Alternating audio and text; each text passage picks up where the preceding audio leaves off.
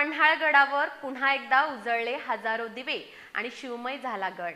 कोल्हापूर हायकर्स फाउंडेशननं सलग 13व्या वर्षी वसुबारसच्या मुहूर्तावर एक सांज पन्हाळगडावर या दीपोत्सवानं पन्हाळगडाला तेजोमय केलं। इतिहास, श्रद्धा आणि शिवभक्तीचा अनोखा संगम या दिव्य सोहळ्यात अनुभवायला मिळाला।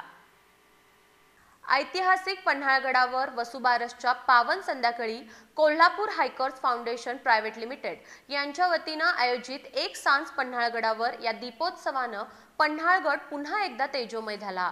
सलग 13 वर्षांपासून चालत आलेल्या या उपक्रमात हजारो शिवभक्तांनी सहभाग घेतला।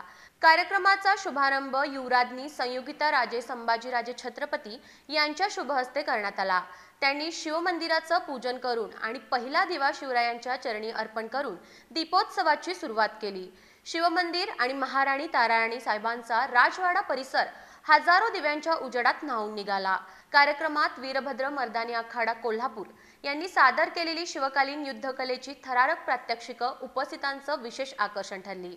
यानंतर सज्जाकोटी परिसरात हजारो दिव्यांनी गड उजळून निघाला।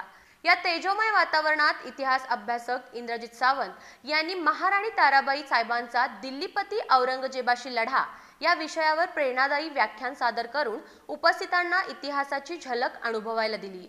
कार्यक्रमाच्या यशस्वी आयोजनासाठी कोल्हापूर हायकर्स फाउंडेशनचे अध्यक्ष सागर श्रीकांत पाटील आणि त्यांच्या टीमनं अपार मेहनत घेतली। Yashoda welfare foundation, doctor Vinita Patil, Avinash Bhale, Digambar Jadhav आणि शिवम सरनाईक यांनी विशेष सहकार्य केलं। या प्रसंगी हायकर्सचे सदस्य विजय ससे, श्रावणी पाटील, आरती संकपाळ, रणसिंग जाधव, श्रेया शिंदे, सागर पाटील, शुभम गांधाडे, सार्थक संकपाळ यांच्यासह शेकडो स्वयंसेवकांनीही सहकार्य केलं। कार्यक्रमाला इतिहास अभ्यासक इंद्रजित सावंत, वीरभद्र मर्दानी आखाड्याचे प्रमुख अभिषेक पाटील तसंच कोल्हापूर हायकर्स परिवारातील सर्व सदस्य उपस्थित होते। कोल्हापूर हायकर्सचा उद्देश केवळ भटकंती नव्हे तर इतिहास, पर्यावरण आणि सामाजिक बांधिलकीचा संगम साधणं हा असल्याचं सागर पाटील यांनी सांगितलं।